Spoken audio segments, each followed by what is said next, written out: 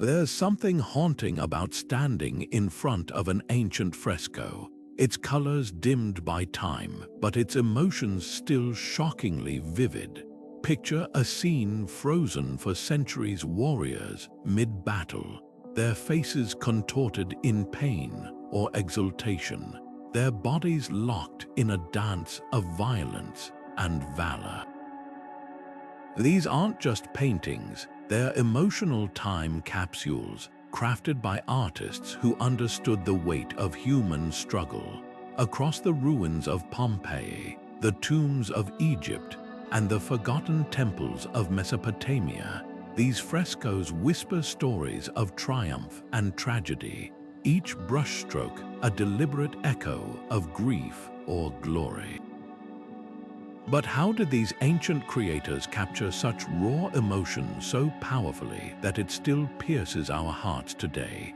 Think about the last time a piece of art moved you, maybe a film, a song, or even a photograph.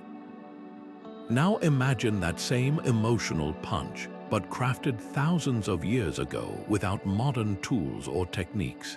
These artists had no cameras, no instant sketches, just their hands, their pigments, and an intimate understanding of the human spirit. They painted battles not just as historical events, but as visceral experiences: the sweat on a soldier's brow, the tremble of a dying warrior's hand, the wild eyes of victory. Every detail was a choice, a way to pull viewers into the heart of the moment. And somehow, against all odds, these frescoes survived wars, natural disasters, and the slow erosion of time to speak to us across the ages. What makes these ancient battle scenes so unforgettable isn't just their artistry, it's their honesty. They don't shy away from the brutality of conflict or the fragility of life. Instead, they force us to confront the duality of war, the fleeting thrill of victory and the crushing weight of loss. Why did these artists choose to immortalize such intense moments? Perhaps because they knew these emotions were universal, that future generations would still understand the cost of glory.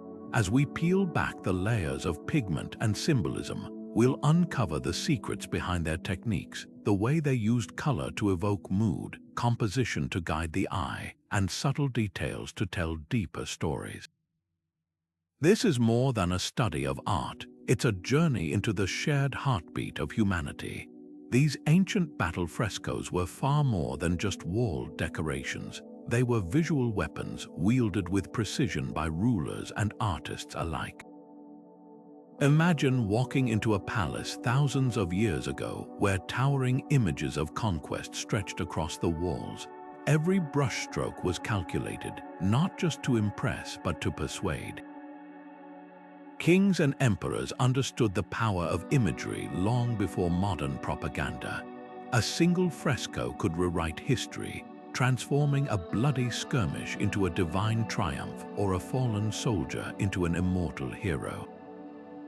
But these artworks weren't just about flexing political muscle. Look closer and you'll find something tender beneath the grandeur. In the shadows of a victory parade, there might be a grieving widow clutching her child, or a wounded enemy shown with surprising dignity. The artists snuck humanity into the spectacle, reminding us that even the mightiest empires were built on individual lives. Temples used these scenes to honor the dead, believing the images could guide lost souls or appease the gods. It's this strange alchemy of pride and pain, celebration and sacrifice that gives these frescoes their haunting power.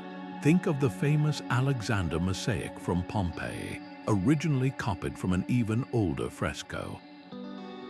Alexander the Great charges toward Darius, their faces a study in contrasts, one fierce with determination, the other wide-eyed with fear. This wasn't just a battle record, it was a psychological masterpiece. The artist froze that split second where destiny hangs in the balance, making viewers feel the electric tension of the moment. And that's the genius of these works. They don't just show history, they make you live it. Whether painted to inspire awe or provoke reflection, their emotional honesty transcends time, speaking to us as clearly today as they did to ancient eyes.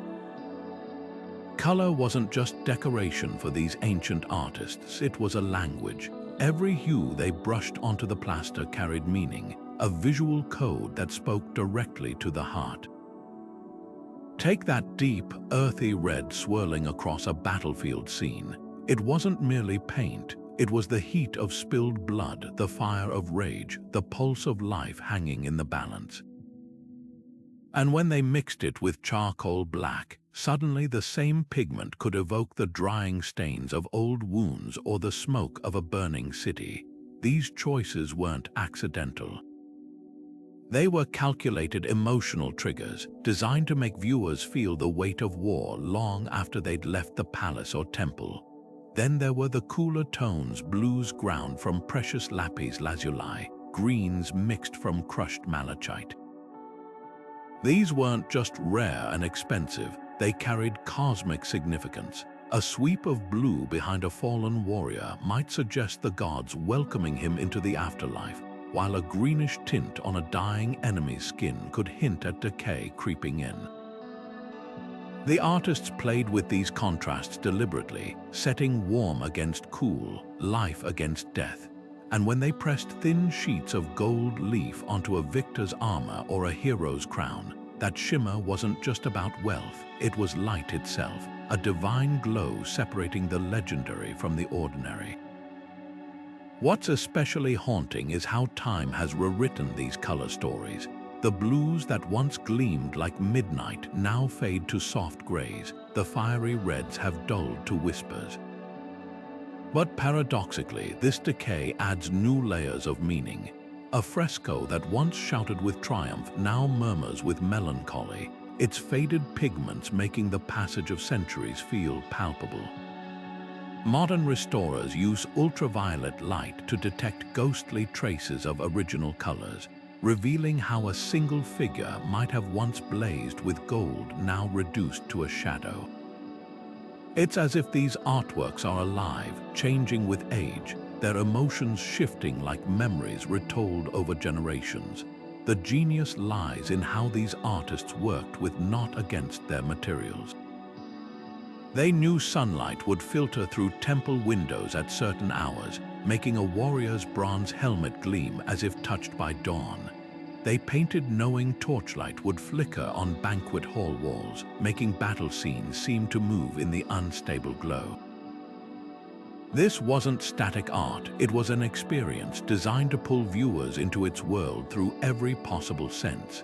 Even the whites held meaning, not just blank space, but the cold absence of color, the pallor of a last breath. Next time you see a reproduction of these frescoes, try squinting. Strip away the modern interpretations and see if you can feel what the original viewers felt: the shock of crimson, the comfort of blue, the sacred glow of gold. That's where the true magic lies. The secret to these battle scenes feeling so alive lies in their carefully crafted chaos. Ancient artists didn't just arrange figures, they choreographed them, using every limb, weapon, and fallen body to create a rhythm that mimicked real combat. Imagine a fresco where no two soldiers stand perfectly upright. Some lean forward, muscles straining, while others collapse backward, their bodies forming jagged lines that pull your eye across the wall. This wasn't random mess, it was controlled frenzy, a visual symphony of clashing forces. Take the way they layered figures, overlapping limbs and shields to create depth without perspective.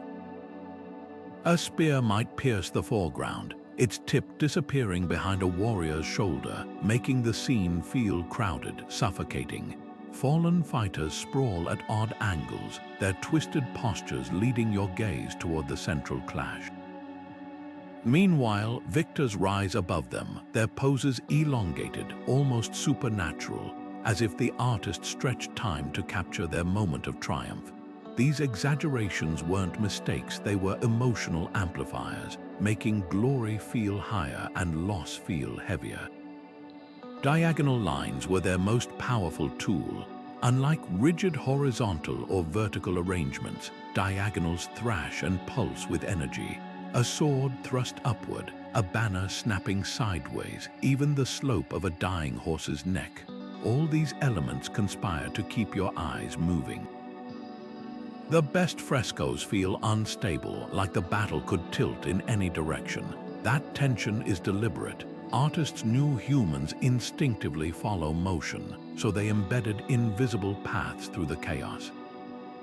Your gaze might start with a general's outstretched arm, then slide down his spear to a wounded enemy, then leap to a distant trumpeter, each element connected by an unseen thread of movement. What's fascinating is how these techniques mirror actual battlefield psychology. In real combat, soldiers describe tunnel vision, their focus snapping between fleeting details. The frescoes replicate this sensation. Your eye darts from face to face, weapon to weapon, never resting long enough to take in the whole scene at once. This mimics the disorientation of war, the way time stretches and compresses, how certain moments burn into memory while others blur. The artists didn't just depict battles, they recreated the experience of fighting them, using composition as a kind of ancient virtual reality. Even the empty spaces played a role. Gaps between figures weren't just background, they were breath held too long, the split-second pause before a sword falls. Some artists left patches of bare plaster rough, letting the texture suggest dust or distant smoke. Others smudged edges between figures, making it unclear where one body ended and another began, a brilliant way to convey the terrifying intimacy of hand-to-hand combat. Every choice served the illusion that these painted soldiers might suddenly gasp back to life, that the walls themselves were trembling with the echoes of long-dead battles. This mastery of motion explains why these scenes still feel urgent centuries later. Modern action films use rapid cuts and shaky cameras to create chaos, but ancient artists achieved the same effect with pigment and plaster. They understood something fundamental about human perception, that we don't see the world in frozen snapshots, but in flows and connections. When you stand before one of these frescoes, you're not just observing history. You're being pulled into its current, caught in the same whirlwind that once gripped the artist and the warriors they immortalized.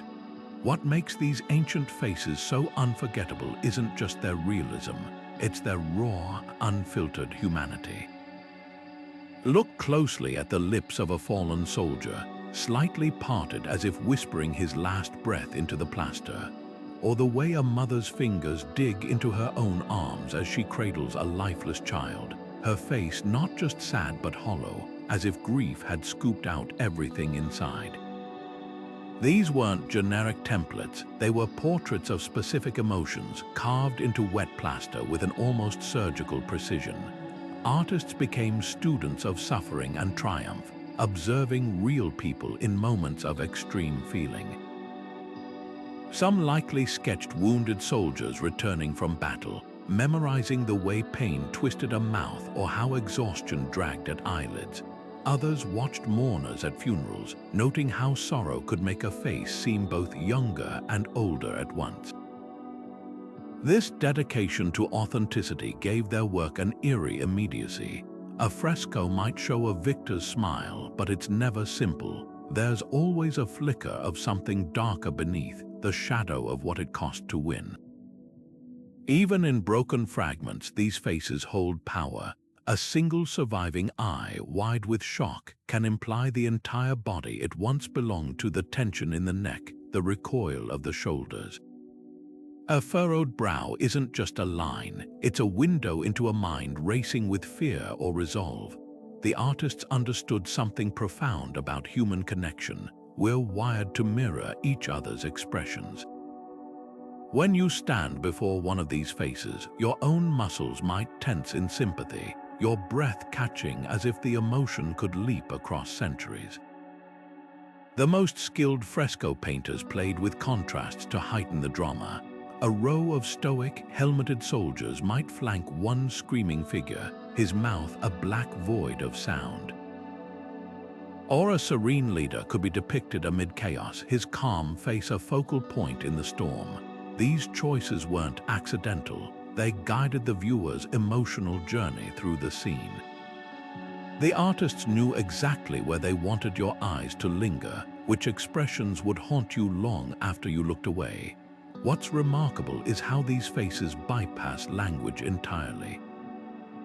You don't need to read ancient Greek or Egyptian hieroglyphs to understand the despair in a widow's downturned lips or the manic gleam in a warrior's eyes.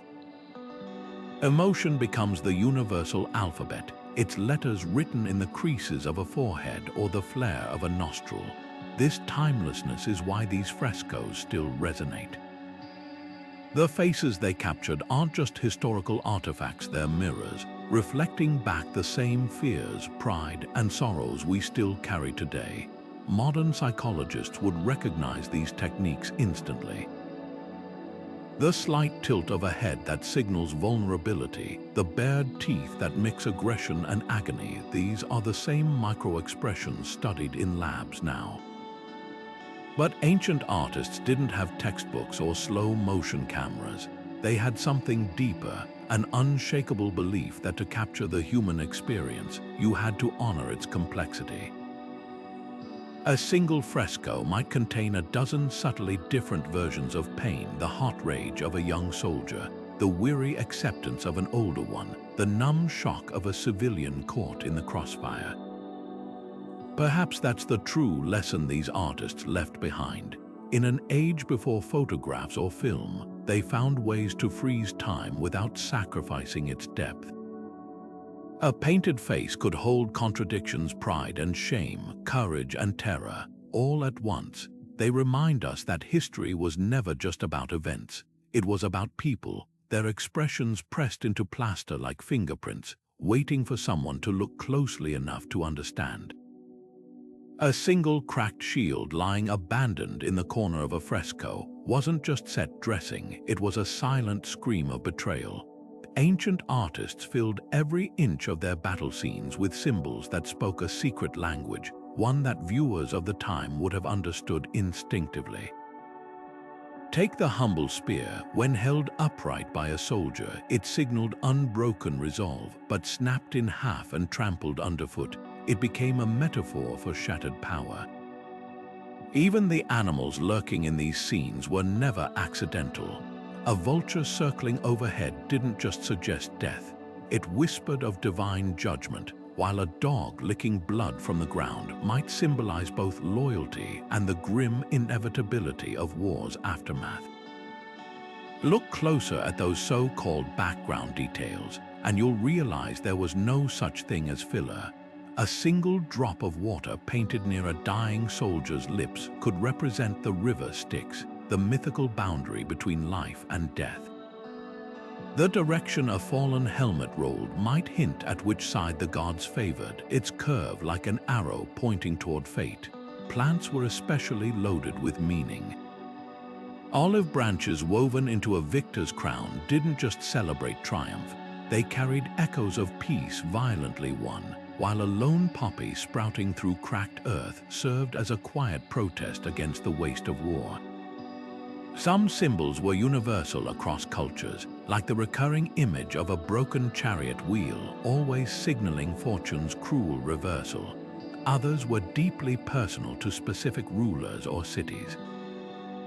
In Assyrian frescoes, the repeated appearance of a particular type of arrow might reference a real historical weapon that turned the tide of battle, while Egyptian artists often hid Ankh symbols, the hieroglyph for life, in the folds of a mourner's robe, suggesting hope beyond the grave. The more you learn these visual codes, the more these static images begin to move, whispering subplots beneath the main action. What's fascinating is how these symbols could shift meaning depending on context. A serpent coiled around a sword might represent wisdom in one culture, treachery in another. Artists played with this ambiguity deliberately. In Minoan frescoes, dolphins leaping amid naval battles didn't just symbolize the sea's unpredictability. They hinted that nature itself was a neutral witness to human conflicts. Even colors held double meanings. White could signify both purity and surrender, while gold denoted both divine favor and the corrupting lust for wealth that fueled so many wars. Modern scholars use infrared imaging and pigment analysis to uncover symbols that have faded from view, revealing lost layers of storytelling. One recently restored Roman fresco showed what appeared to be random cracks in a city wall until enhanced technology exposed they formed precise constellations, dating the battle to a specific astrologically significant night.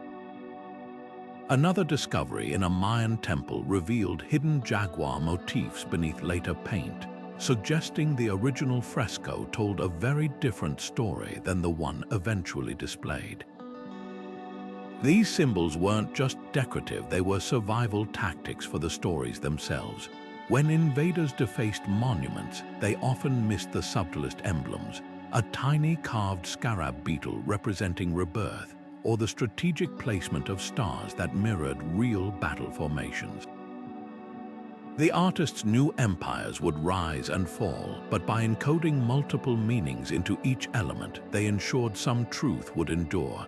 Today, when we piece together these fragments, a broken spear here, a hidden constellation there, we're not just solving ancient puzzles.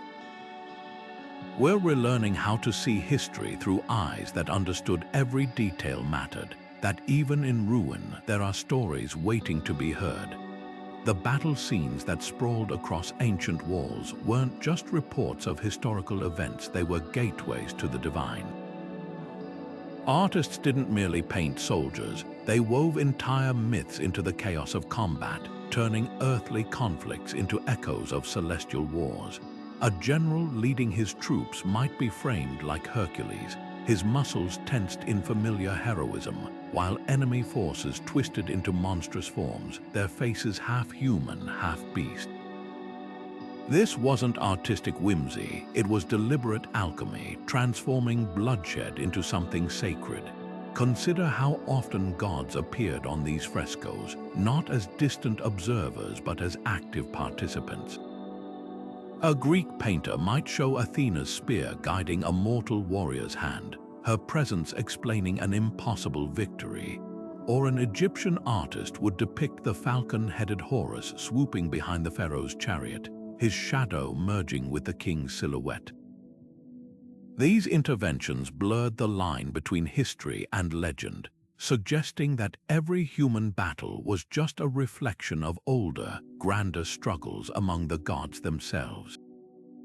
For ancient viewers, this wasn't fiction, it was proof that their wars mattered to the cosmos. The monsters lurking in these scenes carried hidden weight. That serpent coiled around a fallen soldier, it might recall the chaos dragon defeated by a creation god, implying that victory in battle mirrored the very ordering of the universe. Even the colors whispered of myth, the crimson of a hero's cloak mirroring the dawn that followed a god's nightly battle against darkness. Artists borrowed these symbols knowing their audience would catch the references, turning a city's military triumph into a chapter of an eternal story. Heroes became living bridges between worlds. When a fresco depicted a young warrior with Achilles' stance or a queen with Isis's regal bearing, it wasn't just flattery. It invited viewers to see history repeating itself, to find comfort in patterns older than memory. The same tale played out again and again, the champion tested, the kingdom nearly lost, the divine hand that tipped the scales. By painting contemporary battles with mythic brushstrokes, artists assured people their struggles had meaning, that even in defeat, they were playing roles ordained by the gods. Ritual pulsed beneath these images. Before going to war, soldiers might gather before a fresco of Zeus's victory over the Titans, not just for inspiration but to align themselves with that primordial victory. The paintings weren't passive, they were active participants in the spiritual life of a community. thought to channel favor from the deities they depicted. A general who commissioned a battle fresco wasn't just recording his glory, he was staking his place in a sacred lineage, proving his actions kept the cosmic balance intact. What's striking is how fluid these mythic connections could be. A single figure, a rider on a white horse, say, might represent a local king one century and a messianic prophecy the next, the image accumulating meanings like layers of plaster. Some frescoes were quietly altered over time, a god's insignia updated or a hero's face reshaped to resemble a new ruler, blending politics and divinity until they became inseparable. This adaptability kept the stories alive, allowing ancient artworks to speak to changing generations without losing their core power. Modern eyes might separate myth from history, but these artists refused to divide them. A fresco of Alexander the Great might show him wearing Ammon's horns, not because the king literally had them, but because the symbolism mattered more than literal truth. The message was clear: great leaders didn't just make history, they stepped into roles prepared for them since the world's beginning. Even the monsters they fought weren't mere metaphors, they embodied very real fears: invasion, plague, the collapse of order, giving tangible form to existential threats. Perhaps that's why these scenes still resonate. When we see a Babylonian hero grappling with a lion-headed demon, we recognize something deeper than ancient propaganda. It's the human need to frame our chaos within larger stories, to believe our battles, whether against enemies or inner demons, are part of some enduring narrative. The frescoes whisper that courage and sacrifice aren't fleeting. They're echoes of something timeless, painted not just on walls but woven into the fabric of how we understand what it means to struggle, to endure, to rise. Creating these monumental frescoes was like performing high-wire art without a net. One misstep, and the entire vision could crumble. Imagine standing on scaffolding, your arm moving feverishly as wet plaster dries by the minute, each brushstroke locking into place forever the moment it touches the wall. There were no second chances, no touch-ups. This wasn't just painting, it was a race against chemistry, where mastery meant predicting how pigments would transform as the plaster set, how colors would deepen or fade over hours. The greatest fresco artists weren't just creators, they were alchemists, turning raw minerals into emotions that would outlast empires. The palette they worked with reads like an adventurer's treasure haul. Lapis lazuli hauled from Afghanistan's mountains became celestial blues, while malachite from Egyptian deserts yielded greens so vibrant they seemed to pulse with life. For the richest reds, they ground cinnabar to dust, its mercury-laden particles catching light like liquid flame. Even black wasn't simple. Some artists preferred charred grapevines for velvety darkness. Others mixed volcanic ash from Vesuvius to add grit to their shadows. These materials weren't just colors. They carried geography and myth in every grain, connecting battle scenes to the distant lands that birthed their pigments. Speed was everything. As the plaster's surface transitioned from glossy to matte, a window of mere hours, artists had to execute complex compositions with near-surgical precision. They developed ingenious shortcuts, sketching preliminary designs with ochre-tinted water that would vanish as the plaster set, or using string dipped in pigment to snap quick guidelines across fresh surfaces. Some layered their work strategically, painting background skies first while the plaster was wettest, allowing for softer blends, then adding crisp foreground figures as the surface firmed up. It was a dance of intuition and exactitude, where planning met improvisation in the breathless rush of creation. The true masters exploited plaster's quirks to their advantage.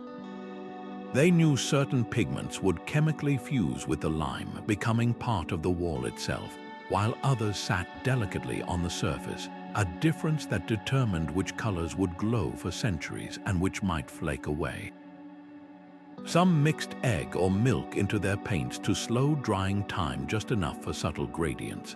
Others used translucent washes over dry sections to mimic the sheen of sweat on a warrior's brow or the haze of distant smoke. Every technique served one goal: to make frozen moments feel alive, as if the figures might step off the wall given half a chance. What's heartbreaking is how much knowledge vanished with the artists themselves. Earthquakes toppled walls bearing their secrets, fires reduced vibrant scenes to ghostly stains, and humidity silently dissolved pigments over generations. Even the frescoes that survived often did so in fragments. A single armored foot here, a spear tip there, teasing us with glimpses of lost brilliance. Modern conservators peer at these remnants through microscopes, discovering surprises like fingerprints in the plaster where an artist smoothed a seam, or the faint graphite lines of a changed composition beneath the paint. These intimate traces remind us that behind every masterpiece were human hands, racing the clock to capture something timeless. Yet for all we've lost, the fragments whisper tantalizing possibilities. In Pompeii's ruins, archaeologists found frescoes where the artist scratched corrections directly into wet plaster, proof that even masters adapted on the fly. In Crete, a shattered mural revealed 3 distinct layers of repainting, showing how one generation's battle scene became another's mythic tableau. These discoveries hint at a living tradition, where techniques passed from mentor to apprentice in studios choked with plaster dust, each generation adding innovations now forever erased. The cruelest irony: many frescoes probably looked utterly different in their prime. Gold leaf that once made helmets glitter now leaves only ghostly adhesive stains. Vibrant purples from rare sea snails have faded to faint grays. Even the whites weren't static. Original viewers might have watched as lime in the plaster slowly brightened over weeks, making a goddess's robe appear to glow brighter with each passing day. These weren't static images but evolving performances, changing with light and chemistry in ways we can only dimly reconstruct. Perhaps that's why these damaged remnants still captivate us. They're not just art, they're archaeology, physics, and poetry fused together. Every crack tells a story about the ground shaking. Every missing section whispers of looters' hands. But look closely at the surviving details, and you'll see the artist's confidence in a single unbroken line, the boldness of a stroke laid down without hesitation. That combination of fragility and boldness, of permanence and impermanence, is what makes frescoes the perfect medium for capturing battle's duality, the way glory and grief are both carved into history and erased by it all at once. Pompeii's ruins hold more than just bodies frozen in ash. They preserve the very pulse of Roman military life in vivid color. That gladiator's final moment, captured mid-swing with his opponent's shadow looming, isn't just art, it's a psychological autopsy of combat. His gritted teeth and wide eyes don't show fear so much as furious focus, the look of someone who's accepted death but refuses to yield to it, and he's not alone. Nearby frescoes reveal officers barking orders with veins bulging in their necks, prisoners bound with ropes biting into flesh, even spectators clutching the edges of their robes, every face a testament to war's intimate theater. What makes these scenes extraordinary is their unflinching honesty. Unlike the sanitized victory columns erected in Rome, Pompeii's frescoes show warfare stripped of propaganda. A wounded soldier's hand clutches his side, fingers painted with such precision you can almost see them tremble. A fallen gladiator's blood isn't some noble crimson splash, it's a dark, messy stain seeping into the sand. These details suggest the artists either witnessed battles firsthand or interviewed survivors, capturing nuances no second-hand account could replicate. The volcanic ash that smothered Pompeii in 79 AD acted like a time capsule seal. While Rome's grand monuments eroded under rain and politics, these paintings survived underground with eerie freshness. The same pyroclastic surge that carbonized bread in ovens fixed pigments into the plaster so firmly that when excavators first brushed away the debris, the colors blazed as if painted weeks prior. Even the cracks tell stories. Some frescoes fractured from the earthquake that preceded the eruption, their jagged lines mirroring the instability of the world they depicted. Recent excavations near the Porta Stabia Gate uncovered a previously unknown battle scene where the composition itself is a revelation. Instead of glorifying Roman troops, it shows a chaotic skirmish with no clear hero. A legionnaire trips over a fallen comrade's shield, his balance lost mid-stride. An enemy's spear grazes another soldier's cheek, the wound a mere scratch but the man's expression one of pure shock, as if realizing for the first time he's not invincible. This isn't the orderly warfare of history books, it's the sweating, stumbling reality of combat. Scholars now believe these frescoes served as both memorial and warning. Gladiator bouts were more than entertainment in Pompeii. They were ritualized reenactments of Rome's military conquests. By painting their walls with such visceral combat, residents may have been reminding themselves of the empire's brutal foundations. The scenes also held spiritual weight. In one villa, a fresco of Mars, god of war, faces directly toward a family's shrine, suggesting they sought his protection by keeping his image and the sacrifices of soldiers ever in view. What's most haunting isn't the violence itself, but the moments between clashes. A fragment from the house of the Prince of Naples shows two enemies pausing mid-fight, one offering the other a sip from his canteen. It's a fleeting truce painted without fanfare, as if compassion and cruelty could coexist in the same breath. These glimpses of humanity amid carnage are why Pompeii's frescoes transcend their time. They don't just show us how Romans fought, they reveal how they endured pride and pity etched equally into the plaster, preserved not by intention, but by catastrophe's cruel mercy. The deeper archaeologists dig, the more they realize these artworks were conversations, not monologues. In the Villa of the Mysteries, a battle scene bears tiny scratches likely made by a stylus where someone centuries ago added graffiti. A crude arrow pointing at a soldier's face with the words, "He looks like my brother." Even then, viewers saw themselves in these painted struggles. The true power of Pompeii's frescoes lies in that timelessness. When ash rained down, it didn't erase their stories, it sealed them, waiting for us to uncover not just the battles, but the shared humanity beneath the blood and dust. The walls of Ramses III's temple don't just celebrate victory, they stage a chilling performance of power. As you walk through the colonnades, your shadow falls across scenes designed to unsettle. The pharaoh's colossal figure towers over swarms of tiny, contorted enemies, their bodies stacked like broken dolls. This wasn't mere documentation, it was psychological warfare in pigment and stone. Every element conspires to overwhelm. The repetitive patterns of Egyptian soldiers marching in lockstep, their spears forming a deadly fence of parallel lines, while the defeated sprawl in disarray, limbs bent at impossible angles.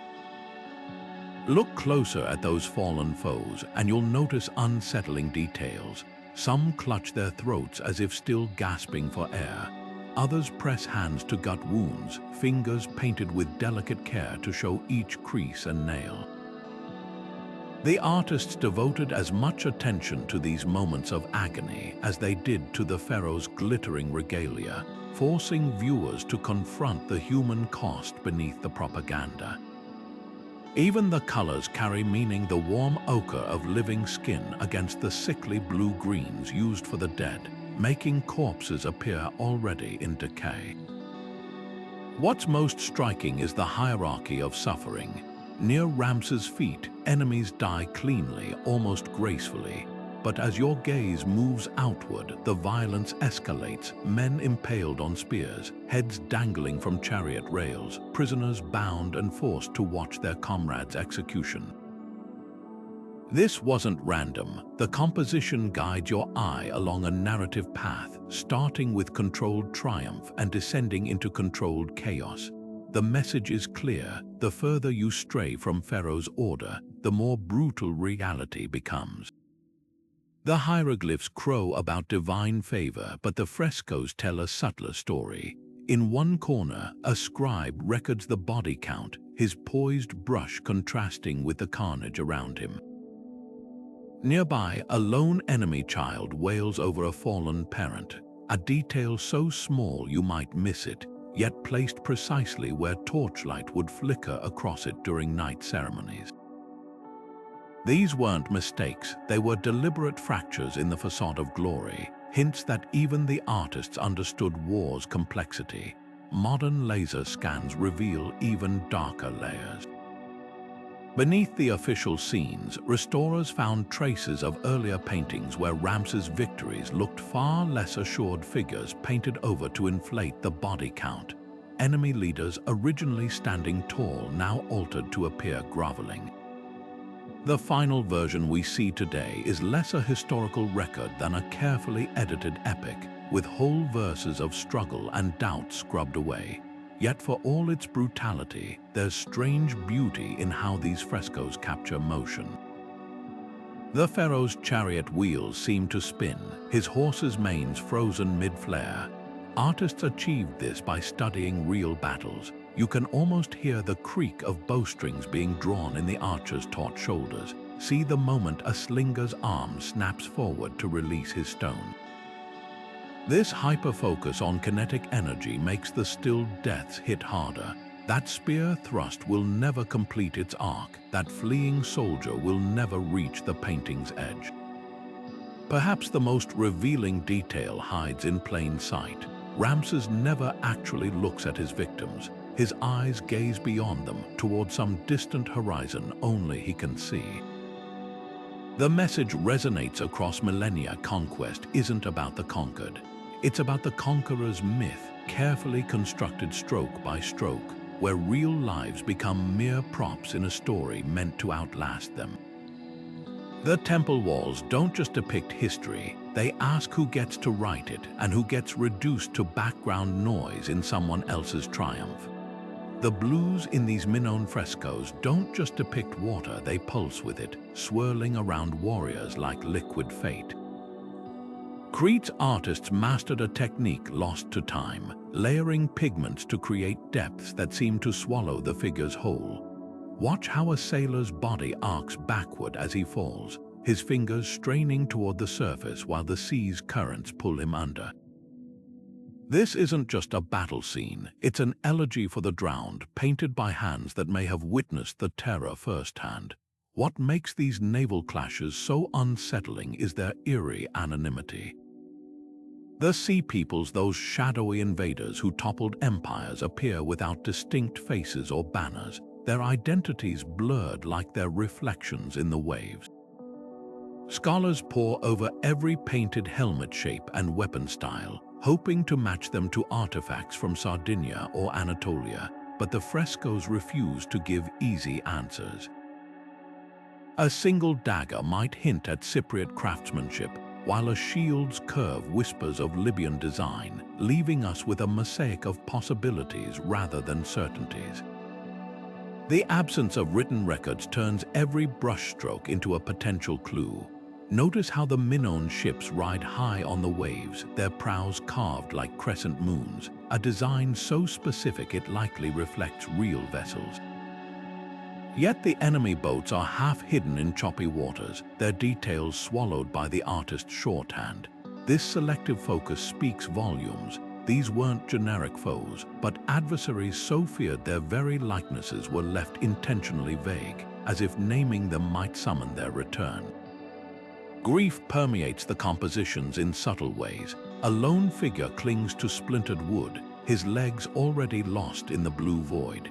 another reaches for a comrade's hand, their fingertips eternally separated by a gap no wider than a hair.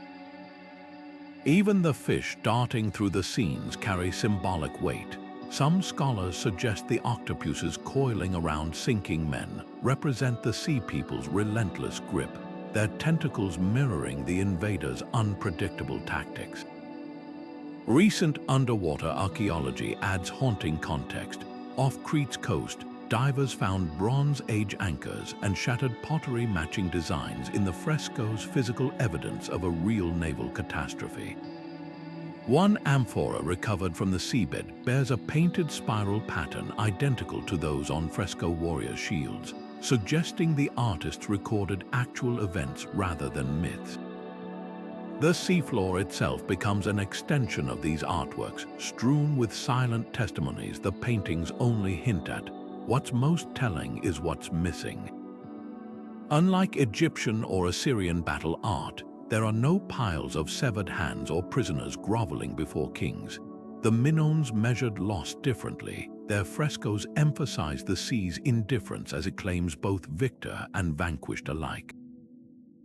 A fallen warrior's gold bracelet glints as it sinks, catching light that will never reach his eyes again. These details transform historical records into something more profound, a meditation on how civilizations vanish, not with a roar, but with the sound of waves closing over a drowning man's last breath. The colors themselves seem to mourn. Over centuries, the once vibrant blues have dulled to murky greens, the ochre flesh tones fading to ghostly pallor. Time has turned these frescoes into mirrors of their own subject, artworks slowly being reclaimed by the elements, just as the events they depict were swallowed by history. Yet in their decay, they gain new resonance. The cracks running through a sailor's face could be veins of seawater, the plaster's erosion echoing the gradual dissolution of memory. Perhaps that's why these images haunt us so deeply. They don't just show a battle, they capture the precise moment when certainty becomes mystery, when known history tips into legend. The outstretched hands of the drowning aren't merely reaching for rescue, they're grasping toward us across 30 centuries, begging to be remembered. The Assyrian palace walls didn't just depict violence, they weaponized it. Walking through Nineveh's halls, ambassadors and enemies alike would have faced towering frescoes where every brick of a besieged city crumbled in real time, where flames licked at screaming faces with horrifying precision. These weren't battle records, they were masterclasses in psychological domination, designed to make visitors feel the weight of Assyria's might pressing against their ribs. The artists employed a brutal kind of realism, skin peeled back to show muscle, tendons straining against ropes that bound prisoners, even the froth on a dying horse's lips rendered with clinical detail. Yet look beyond the gore, and you'll find moments of startling tenderness that complicate the narrative. In one corner of a siege scene, a woman curls her body around her child, her spine forming a living shield against incoming arrows. Nearby, an enemy soldier cradles his dying friend, their foreheads touching in a gesture that transcends sides or allegiances. These flashes of vulnerability weren't accidents. They reveal an uncomfortable truth the Assyrians themselves understood. That terror only resonates when viewers recognize themselves in the victims. The artist's new fear requires empathy to truly land. The compositional genius lies in how these humanizing details are staged. They always appear in the fresco's margins, dwarfed by scenes of Assyrian triumph. A king might tower at the center, his arrows raining down on a city, while the grieving mother occupies less space than the decorative border. This visual hierarchy sent a deliberate message: compassion exists, but it cannot stop the machinery of empire. Even the colors reinforced this. Victims often wore muted browns and grays, their suffering blending into the background, while Assyrian warriors gleamed in lapis blues and cinnabar reds, their vibrancy demanding attention. Archaeologists have found evidence that these frescoes were more than static decorations. Scorch marks near certain battle scenes suggest torches were strategically placed to make flickering light animate the violence, causing painted flames to dance during evening audiences. Some walls bear shallow grooves where metal blades may have been attached, turning two-dimensional art into three-dimensional threat. The entire palace functioned as an immersive theater of dread, where art and reality blurred until visitors struggled to separate the painted screams from the very real consequences of defiance. What's fascinating is how these artists balanced horror with technical brilliance. Study a single brick in a burning city wall, and you'll see individual cracks radiating from the heat. Observe a prisoner's ropes, and each fiber twists with accurate tension. This hyper-attention to detail suggests the painters likely witnessed sieges firsthand, sketching rapidly as events unfolded. Some figures appear multiple times across different frescoes, a distinctive scar or hairstyle marking them as recurring characters in Assyria's conquest narrative. These weren't generic victims, they were individuals immortalized at their most vulnerable, their suffering made eternal by the very empire that caused it. Modern imaging technology reveals even darker layers. Beneath the official scenes of orderly triumph, restorers have detected earlier versions where battles looked far messier. Assyrian soldiers falling, enemies putting up fierce resistance. These initial paintings were plastered over and replaced with sanitized propaganda, but their ghosts linger, hinting at truths the empire wanted erased. In one startling discovery, a seemingly random pattern of cracks in a victory procession turned out to follow the exact path where an original fresco showed wounded Assyrians being carried from the field, a visual echo of loss beneath the boastful surface. Perhaps most revealing are the rare instances where the artists inserted quiet commentary. On a fragment from Nimrod, a scribe pauses mid-recording to wipe his brow, his face etched with exhaustion. In another, a young Assyrian soldier stares not at his enemies, but at a discarded child's toy in the rubble. These moments humanize not just the conquered, but the conquerors too, reminding us that war's trauma spares no one. The Assyrian frescoes achieve something remarkable. They simultaneously celebrate imperial power and whisper its costs, leaving viewers trembling not just from fear, but from the uncomfortable realization that cruelty and compassion can coexist on the same wall. The Etruscan tombs hold whispers of a different kind of battle, one fought not with swords, but with lingering touches and locked gazes. Step inside these underground chambers, and you won't find the usual boasts of conquest. Instead, the walls breathe with quiet scenes of warriors pressing foreheads to their wives' brows, fathers cradling children's faces like fragile pottery, and mothers weaving last threads of memory into their sons' cloaks.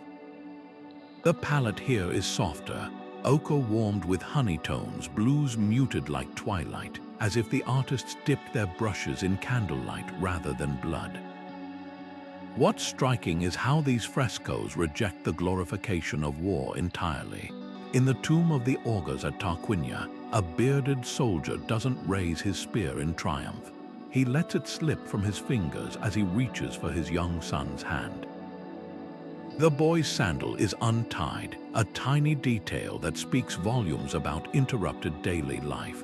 Nearby, a scene shows a woman placing a wreath on her husband's helmet, not before battle, but after his death, her fingers lingering on the cold bronze. These aren't celebratory images, they're visual laments, preserving the moment's violence steals away. The Etruscans believed the dead remained connected to the living, and their tomb art reflects this intimacy. In the Tomb of the Leopards, a banquet scene unfolds where the deceased reclines alongside his ancestors, their ghostly hands passing cups of wine to living relatives. The warriors here wear expressions not of rage, but of weary homecoming, their weapons discarded at their feet like forgotten tools. Even the famed dancing figures, often misinterpreted as celebrations, are now understood by scholars as part of funeral rites, their swirling garments capturing the liminal space between worlds. Notice how often touch defines these compositions. Fingers brush cheeks, palms cup elbows, foreheads meet, every gesture loaded with unspoken words. A particularly poignant fresco in the Tomb of the Shields shows a mother adjusting her son's armor, her thumbs smoothing the straps at his shoulders. His eyes are closed, not in sleep but in surrender to her care, knowing it may be her last act of protection. The artist magnified her hands, making them nearly as large as the warrior's head, as if to emphasize that love, not combat, would be his true legacy. The animals in these scenes carry unexpected symbolism. Unlike Assyrian lions tearing into prey, Etruscan tomb paintings feature birds carrying ribbons in their beaks, messages between realms. A dolphin arches beside a warship not as an omen of destruction, but as a guide for safe passage to the afterlife. Even the famed leopards guarding the banquet scene seem more like compassionate sentinels than threats, their tails curling protectively around the feast's perimeter. Recent infrared scans of the Tomb of the Blue Demons revealed hidden layers where earlier sketches showed even more tender scenes later painted over: a warrior kissing his baby's feet, an elderly couple sharing a fig. Scholars suspect these were deemed too personal for public commemoration, replaced by slightly more formalized versions. Yet traces remain, like the outline of a child's handprint near the ceiling, likely left by a grieving family member pressing against fresh plaster. These intimate interruptions remind us that tomb art wasn't created in isolation. It was a collaborative act of mourning, where professional painters and grieving loved ones left parallel marks. The true power of these frescoes lies in their quiet rebellion against militaristic narratives. While empires carved victory columns, the Etruscans painted goodbyes. Where kings commissioned scenes of enemies groveling, they depicted shared meals between the living and the dead. Their colors have faded over 2,000 years, but the emotions remain startlingly vivid, proof that grief, when rendered with honesty, outlasts even the loudest boasts of conquest. To stand before these tombs is to witness an ancient truth, that the deepest battles aren't fought on fields, but in the spaces between clasped hands and the silence after a final whisper. These fractured frescoes speak in half-sentences, their narratives interrupted by time's erasure. A warrior's outstretched arm ends abruptly where plaster crumbled away, leaving us to wonder whose shoulder he meant to grasp. A chariot charge dissolves into blank wall, the horse's thundering hooves silenced mid-stride. Even the most intact scenes are palimpsests of lost pigments faded to ghosts, outlines blurred like memories on the edge of forgetting. What makes these gaps so haunting isn't just the missing visuals, it's the emotional cadence they disrupt. We see the beginning of a grieving mother's scream, but not her face, the first drops of blood, but not the wound that spilled them. Modern technology offers fragile bridges across these voids. Multispectral imaging peels back centuries of grime to reveal sketches hidden beneath the surface, an artist's initial charcoal lines tracing a figure later painted over. In Rome's Palazzo Massimo, researchers used ultraviolet fluorescence to detect traces of a vanished naval battle scene. Its once vibrant blues now visible only as chemical shadows in the plaster. At Pompeii's House of the Painters at Work, laser scanning uncovered brushstrokes left incomplete when Vesuvius erupted, freezing an apprentice's half-finished soldier in eternal mid-formation. These digital resurrections feel miraculous, yet they're bittersweet, like hearing a song played on broken strings, the melody recognizable but forever altered. The conservation labs battling to save these artworks operate like emergency rooms for history. microscopic analysis of flaking pigments helps scientists create custom adhesives that mimic ancient binders. Climate-controlled cases maintain precise humidity levels to prevent further cracking.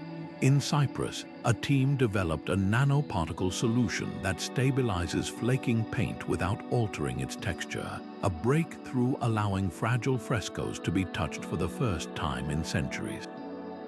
But every treatment carries risk. The same light that reveals hidden details accelerates fading, and cleaning one layer can irreversibly damage another beneath it. Conservators often work with surgical precision, their tools adapted from dentistry and ophthalmology, knowing each decision echoes across generations. Some losses defy even the most advanced technology. The tomb of the warriors in Tarquinia once held a breathtaking procession of armed figures, but only scattered fragments remain, a single sandaled foot here, the curve of a shield there. Artificial intelligence can extrapolate probable patterns from these pieces, generating reconstructions of what might have been. Yet these digital ghosts lack the imperfections that made the originals human. The slight tremor in a painted line where the artist's hand hesitated, the fleck of unexpected color mixed into a standard hue. What's gone isn't just imagery, but the fingerprints of long-dead creators, their choices, corrections, and spontaneous inspirations. Perhaps the most poignant gaps are those we don't know to miss. In Knossos, a fresco fragment showing a leaping bull bears strange markings along its edges, not damage, but the remains of lost companion pieces. Infrared reflectography suggests these missing sections contained acrobats vaulting over the beast's back, their dynamic poses forming a narrative circle around the central figure. Without them, we see only the danger, not the daring. Similarly, a Mycenaean fresco featuring a lone woman gathering saffron was recently revealed by spectral imaging to have originally been part of a vast agricultural scene. Her solitude is an illusion of decay. She was once surrounded by a community now vanished into the plaster. This race against time takes on new urgency as climate change accelerates decay. Rising humidity warps ancient walls, while extreme temperature fluctuations cause pigments to contract and flake at alarming rates. In Luxor, conservators document fading frescoes with 3D photogrammetry, creating millimeter-perfect digital twins as backup records. Meanwhile, in Herculaneum, a revolutionary new technique injects biodegradable gels into salt-corroded plaster, drawing out destructive minerals without water or chemicals. Each innovation buys a few more years, but the underlying truth remains. These artworks are in permanent retreat, their colors fading like sunset even as we watch. The silence of these missing fragments speaks loudest in what they withhold. A shattered battle scene might lack the moment a soldier turns to see his brother fallen beside him. A damaged funerary fresco could omit the exact way hands clasped in final farewell. These aren't just artistic losses, they're emotional ones, severing connections across time that we strain to rebuild.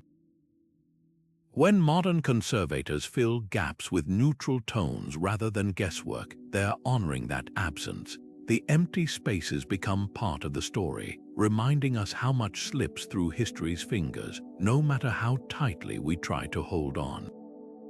In the end, these fragments may teach us more than complete paintings ever could. They show civilization itself as a patchwork, some threads vivid, others frayed beyond recognition. The Etruscan tombs with their half-lost banquets remind us that death spares no one, not even the memories of the dead. The Roman frescoes missing their central figures whisper how easily leaders can be erased from their own triumphs. And everywhere, the delicate tracery of cracks maps time's patient work, proving that even stone and pigment must eventually yield.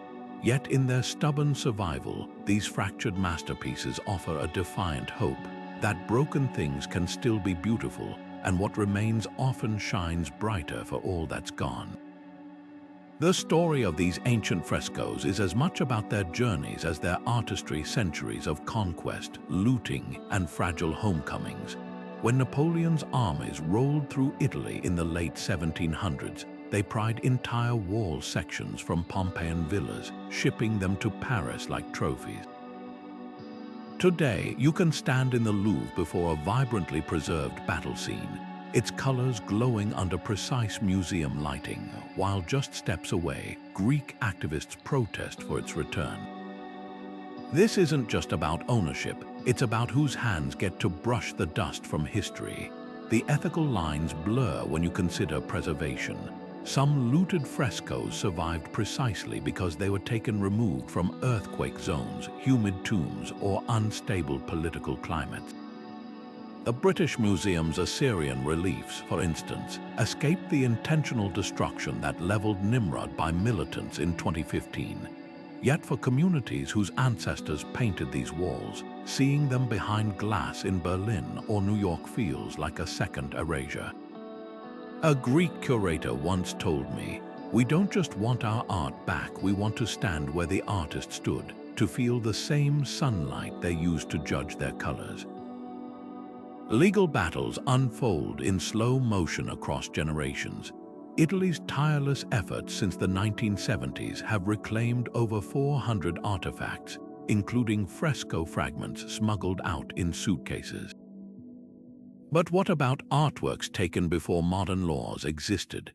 The famous Alexander mosaic from Pompeii was legally exported under 18th century permits. Now Naples Archaeological Museum argues it's too fragile to travel, while the Greeks counter that their climate-controlled Acropolis museum could house it perfectly. These disputes reveal an uncomfortable truth. Sometimes the greatest threat to art isn't war or time, but bureaucracy.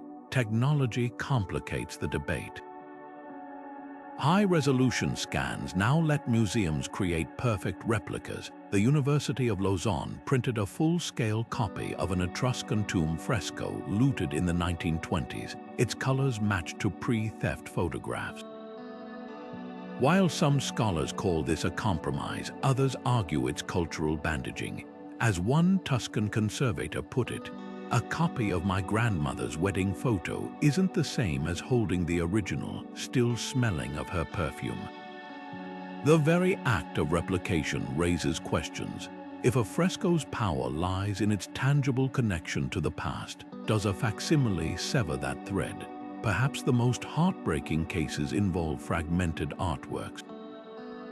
A battle scene split between Rome's Villa Giulia and the Getty Museum shows soldiers reaching across the divide, their outstretched arms literally severed by national borders. Efforts to reunite them stall over loan agreements, insurance costs, and which institution would host the temporary reunion. Meanwhile, the fresco's narrative remains perpetually interrupted, its emotional impact diluted by geography. The solution may lie in rethinking what repatriation means. The Benin bronze frescoes stolen by British forces in 1897 are being digitally catalogued by Nigerian and European museums alike with shared curatorial input. This collaborative model acknowledges a painful past while building equitable futures. As the director of Cairo's Coptic Museum told me during a returned frescoes unveiling, "Every homecoming teaches us how to heal." Not just the art, but ourselves. What these debates really expose is how frescoes function as cultural nerve endings. When Greece demands the return of a Mycenaean naval scene from Copenhagen, it's not just about pigment on plaster, it's about reclaiming a lost chapter of collective memory. Conversely, when the Metropolitan Museum argues to keep a Roman triumph scene, they're defending a different kind of guardianship. Both sides share an unspoken truth. These artworks stopped belonging to any one nation the moment their emotional power crossed borders. The paint may fade, the plaster may crumble, but the longing they inspire for connection, for context, for home remains as vivid as the day the artist laid down their brush. Modern artists aren't just studying these ancient frescoes, they're stepping into the sandals of the original creators, grinding pigments by hand and pressing brushes into wet plaster with the same urgency those long-dead artists once felt. In a sunlit studio in Florence, a team of painters mixes their own paints using recipes scraped from Egyptian papyri and Roman treatises, discovering how cinnabar red deepens when blended with fig tree sap, or how lapis lazuli sings when suspended in beeswax. The process isn't just about replication, it's a form of time travel, revealing how material constraints shaped artistic choices. When one contemporary muralist attempted to recreate the famous Alexander mosaic as a fresco, she hit a wall, literally. The plaster dried too fast for the intricate details, forcing her to simplify the composition, an insight that suggests even ancient masters might have adapted their visions to their medium's stubborn realities. Virtual reality now offers another kind of resurrection. At the University of California's Digital Archaeology Lab, researchers have reconstructed entire battle scenes lost to time, using ultraviolet scans and AI to project vanished pigments back onto crumbling walls. Visitors don headsets and suddenly stand inside a Macedonian palace, watching as a fresco of the Battle of Gaugamela flickers to life around them, the gold leaf on Alexander's armor blazing, the terrified Persian horses seeming to rear out of the wall. This isn't just restoration, it's emotional archaeology, letting us experience the awe these paintings were designed to evoke. One participant described the moment a digital spear seemed to fly toward her face. "I flinched, even though I knew it wasn't real." That's exactly what the artist wanted in 200 BC. The parallels to modern war photography are uncanny. Just as ancient artists froze moments of triumph and despair, photojournalists today capture the same raw humanity in conflict zones. A Pulitzer-winning shot of a Syrian father cradling his dust-covered child mirrors an Etruscan fresco of a warrior kissing his son's forehead before battle. Both use composition to pull viewers into the emotional vortex, the ancient painter guiding eyes with diagonal spears, the modern photographer with a rubble-strewn alleys converging lines. Even the colors resonate. The ochre tones of a fading Assyrian relief find echoes in the sepia filters of documentary photos from Ukraine, both palettes muting violence into something mournful and meditative. Some artists take this connection further, blending old and new mediums to startling effect. In Berlin's News Museum, a digital installation superimposes contemporary war imagery onto fragments of Roman frescoes. A drone strikes explosion blooming where a painted city once burned, a refugee's face merging with a grieving Trojan woman's profile. The artist behind the project, Marina Amaral, explains, "The technology changes, but the human stories don't. When I layer a photo of a bombed Aleppo street over a Pompeian battle scene, I'm not comparing conflicts, I'm showing how art has always been our way of processing loss." Conservators are borrowing from these innovations too. At the Herculaneum Conservation Project, specialists use spectral imaging to detect lost brushstrokes, then collaborate with local artists to fill gaps, not by inventing details, but by extrapolating from the original artist's style. One restored scene of a naval battle now shows a ship's prow emerging from the damage, its curves matched to surviving strokes elsewhere in the fresco. It's a delicate dance between preservation and interpretation, guided by an ethos one restorer calls humble reconstruction, like whispering where the original artist left off without drowning out their voice. Perhaps the most profound lesson comes from artists working in war zones today. In Odessa, muralists repair Soviet-era mosaics damaged by missile strikes using techniques borrowed from ancient Roman manuals. In Kabul, a collective of female painters recreates Bamiyan's lost Buddhist murals destroyed by the Taliban from old photographs, mixing pigments with the same local clays their ancestors used. Their work suggests something timeless, that art has always been both casualty of war and its antidote, a way to reclaim what violence tries to erase. When a Ukrainian artist in Kharkiv paints a fresco of Saint Javelin over a bombed-out wall, she's channeling the same defiant spirit that made Assyrian artists hide symbols of resistance in their battle scenes. These modern interpreters remind us that the ancient frescoes weren't meant to be museum relics under glass. They were living conversations about power, grief, and resilience that we're still part of today. When a VR headset lets you lock eyes with a painted Roman soldier, or when a street mural collapses centuries into a single emotional punch, the gap between ancient and modern disappears. What endures isn't just the art, but the human need to make meaning from chaos, to leave marks that say, "We were here, we felt this, remember us." Standing before an ancient battle fresco, your pulse might quicken before your mind even registers why. Modern neuroscience reveals something startling when we view these scenes. Our brains light up in the same regions that activate during real emotional distress. That fallen warrior's twisted torso isn't just pigment on plaster, it's a neurological trigger, bypassing centuries to make us flinch as if the spear thrust happened moments ago.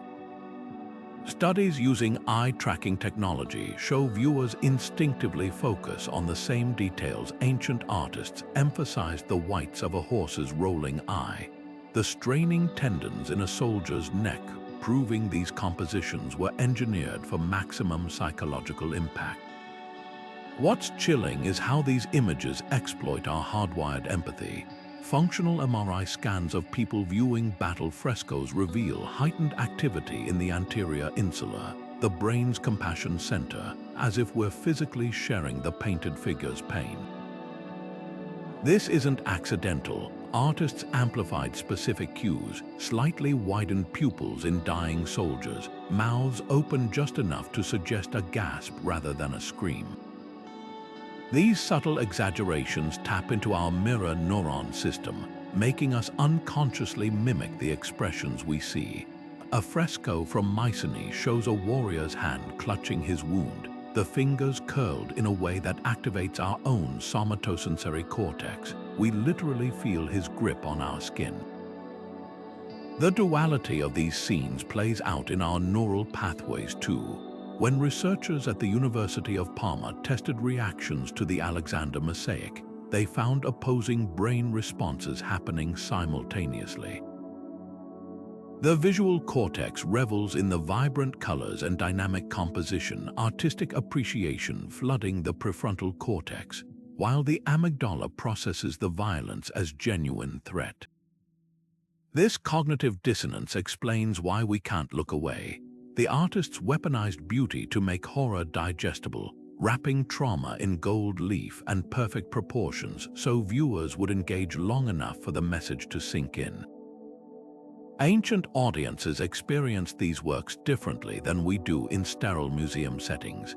Imagine torchlight flickering across a fresco in a Roman villa's banquet hall, shadows making painted figures seem to move as wine loosened inhibitions. The combination of alcohol, dim lighting, and collective viewing likely heightened emotional responses, a form of ritualized catharsis. Greek tragedies performed similar psychological work, but frescoes were constant, inescapable. You couldn't close your eyes during the bloody parts. The images lived on your walls, retraining your gaze every day. Modern parallels abound. The way Assyrian artists depicted enemies with subtly humanized features, a furrowed brow here, a calloused hand there, mirrors wartime photojournalism's power when it shows the other side as individuals. Just as a 21st century documentary filmmaker might linger on a discarded teddy bear in a bombed street, ancient painters included symbolic details: a broken doll near a fallen soldier, an abandoned sandal, to bypass political rhetoric and strike directly at shared humanity. The brain processes these intimate touches differently than grand battle panoramas. They activate the default mode network associated with personal reflection, ensuring the images haunt viewers long after they've looked away.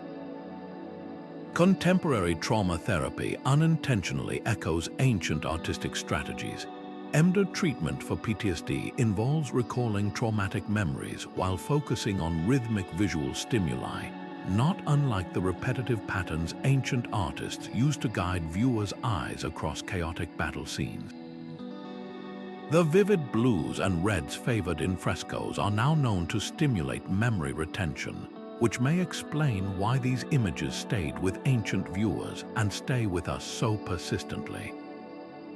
Some scholars argue these works functioned as communal therapy, helping societies process collective trauma through ritualized viewing, a theory supported by fresco placements near healing sanctuaries and tombs. The most profound revelation comes from studying modern soldiers' reactions to ancient war art. At the National Museum of Rome, a group of combat veterans paused unexpectedly before a faded fresco of a Gallic war skirmish. When asked why, one Marine quietly noted, "The artist got the elbows right." He recognized the exact angle at which a shield arm collapses from exhaustion, a detail no civilian would notice. This uncanny accuracy suggests some artists may have been veterans themselves, or at least embedded with troops like war correspondents.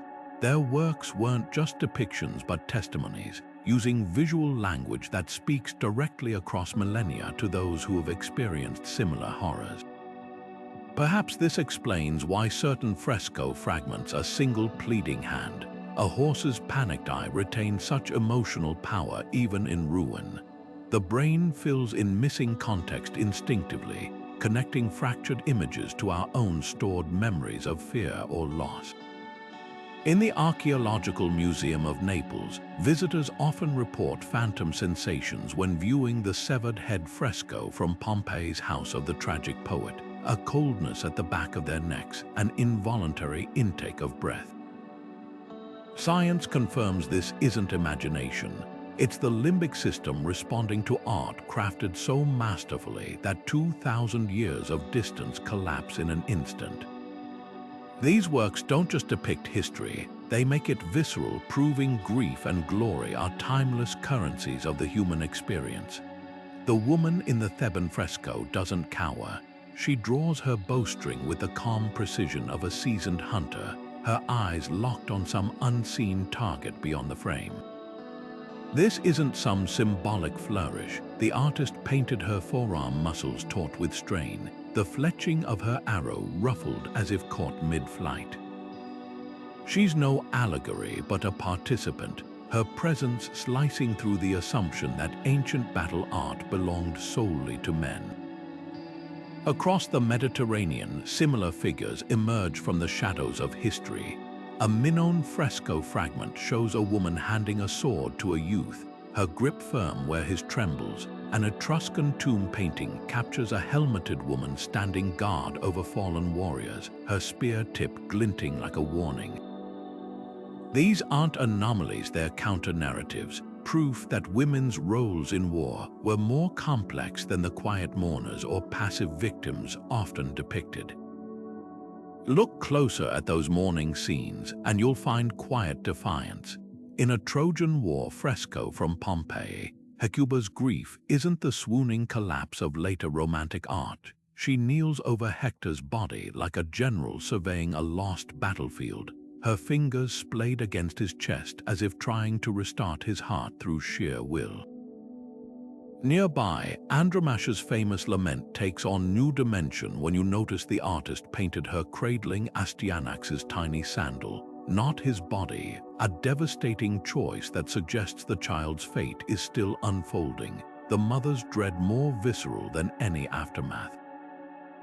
Even the postures whisper rebellion. Where men's bodies arc dynamically in death, these women often sit upright, their spines rigid with unbroken resolve. Their sorrow becomes its own kind of armor. Goddesses stride through these scenes with terrifying agency. An Assyrian relief shows Ishtar standing atop lions, not as some decorative emblem, but as an active battlefield commander. Her outstretched hands direct arrows like a conductor wielding lightning. In Mycenae, a fragmentary fresco depicts a winged figure thought to be Athena, her sandal crushing a serpent's head as she reaches to crown a mortal hero. The composition's genius lies in its imbalance. The goddess's arm extends off the frame, implying her influence stretches beyond the visible world. These weren't just divine cheerleaders, they were depicted as tactical minds, their interventions shifting battles as decisively as any phalanx charge. The most haunting figures are the anonymous women, those not mythic queens or deities, but everyday faces caught in war's wake. A Cretan fresco of a sea battle includes a woman clinging to capsized debris, her soaked tunic clinging to her legs as she reaches for a passing ship. What chills isn't the danger, but the artist's decision to paint her looking directly at the viewer, an accusatory stare that transcends time. Similarly, an Egyptian mural at Medinet Habu shows a Canaanite woman dragging her wounded husband from the fray, her shoulders hunched under his weight. The scene's background teems with chaotic combat, yet the painter gave her the same detailed musculature as the soldiers, honoring her physical labor as equal to theirs. Even in domestic scenes, women wield subtle power. A Roman villa's fresco of Achilles on Skyros hides a brilliant subversion. While the hero fingers his sword nervously in drag, the surrounding women exchange knowing glances, their arched brows and half-smiles suggesting they've long seen through his disguise. In Sparta, a now-faded banquet scene showed women passing cups to warriors, their steady hands contrasting with the men's wine-slurred grasps. These details matter because they reveal what texts often omit. That women weren't just witnesses to war, but its keenest observers, their perspectives etched into art when excluded from official histories. The materials themselves tell stories of female artistry. Recent pigment analysis on a Theban archer fresco revealed traces of murex purple, a dye so expensive it was reserved for royalty, mixed into her headband. Was this the painter's nod to her status, or proof the artist herself was noble, smuggling prestige into a servant's portrait? In Pompeii's workshop of the painters, archaeologists found tiny fingerprints in the plaster, some too small for adult male hands, suggesting apprentices included girls trained in the family trade. When we admire these battle scenes today, we might literally be seeing through the eyes of women who painted them. Perhaps that's why these images unsettle as much as they illuminate. They force us to confront how much history gets streamlined into simple heroics, how easily half the population's experiences get relegated to the margins. The next time you see an ancient battle fresco, scan the edges for the nurse binding wounds just beyond the spears, the grandmother whispering strategy to a general, the girl collecting arrows from the dead. Their presence, however faint, remakes the story. War wasn't just the business of men, it was the burden of everyone who survived to remember. That fallen horse in the Assyrian relief isn't just an animal in its death throes. Its bulging eye reflects the same terror as the soldier pinned beneath it, their fates intertwined in a single brushstroke. Ancient artists understood something primal. We project our own fears and loyalties onto creatures, making them perfect vessels for unspoken truths. A charging stallion's flaring nostrils didn't just signify speed, they embodied the chaotic breath of war itself, while the loyal hound whimpering over its master's body became a living bridge between brutality and tenderness. Birds were never casual background elements, their wings carried omens. In Minoan frescoes, swallows darting through naval battles symbolized fleeting hope, their erratic paths mirroring the unpredictability of combat. Egyptian artists took this further, painting vultures with deliberately human-like eyes, forcing viewers to confront death's gaze head-on. A single raven perched on a shattered shield in a Celtic mural wasn't merely scavenging. Its tilted head seemed to judge the worthiness of the fallen, a feathered psychopomp deciding who'd earned passage to the afterlife. Dogs occupied a unique emotional space, where Mesopotamian reliefs showed mastiffs tearing into enemies, jaws dripping literal and symbolic blood. Etruscan tombs depicted them curled at their master's feet, their warm fur a tactile reminder of home's comforts. The Greeks took this duality further. In the Alexander mosaic, a hound leaps beside Bucephalus, its body taut with battle fervor, while another licks a dying Persian's hand, its compassion shaming the surrounding carnage. These weren't contradictory messages but deliberate harmonies, showing war as a place where cruelty and kindness could share the same patch of earth. Even creatures absent from the battlefield held symbolic weight. A bee buzzing near a Spartan general's ear in a fragmentary fresco wasn't random. It evoked the Delphic oracle's praise for the city's bee-like discipline. The poisonous scorpion painted beneath an Assyrian king's chariot wheel whispered of betrayal waiting to strike. Some metaphors crossed cultures. Serpents almost universally represented chaos, whether coiled around a Norse warrior's axe or slithering through Maya battle murals. Their sinuous bodies became visual echoes of deception's winding path. Modern viewers might miss the most ingenious touches. In Pompeii's House of the Faun, a fresco of Darius's defeat hides a subtle masterpiece. The Persian king's stallion has rolled its eye backward in panic, the white showing in a perfect crescent. This whale eye phenomenon is something only true equestrians would recognize, a detail so authentic it suggests the artist studied cavalry units firsthand. Similarly, the patchy fur on a Celtic war dog in a Bavarian mural matches the mange common in frontline animals, proving these weren't idealized symbols but observed realities. The true power of these animal symbols lies in their ambiguity. That eagle soaring over a Roman triumph could represent Jupiter's favor or serve as a dark joke about carrion birds anticipating their feast. A lion savaging a soldier in one culture's art might be the same beast depicted as a protective spirit in another's, its meaning fluid across borders. Artists exploited this duality, knowing that while humans might debate politics, our gut reactions to animals remain universal. When you instinctively recoil from a painted viper striking at a soldier's heel or feel your heart clench at a dying horse's final shudder, you're experiencing exactly what the ancients intended: history's emotional truth, transmitted through creatures who carry our fears and hopes across time. The silence of these frescoes isn't an absence, it's an invitation. Ancient artists couldn't paint sound waves, so they smuggled noise into every straining muscle and twisted limb. Take that Assyrian trumpeter frozen mid-blast, his cheeks ballooned like overripe fruit, the veins in his neck standing in sharp relief. You don't hear the alarm he's sounding, you feel it in the tension of his jaw, the way his fingers dig into the instrument's curves. Even his posture leans forward, as if the force of the note could propel him off the wall. This wasn't just skillful anatomy, it was synesthesia in pigment, turning visual cues into imagined cacophony. Then there are the screams. A Cretan fresco of a naval battle shows a sailor tumbling into the waves, his mouth stretched so wide you can almost taste the salt water rushing in. The artist carved the inside of his mouth deeper into the plaster, creating shadows that suggest echoing emptiness, a silent wail hanging in the air.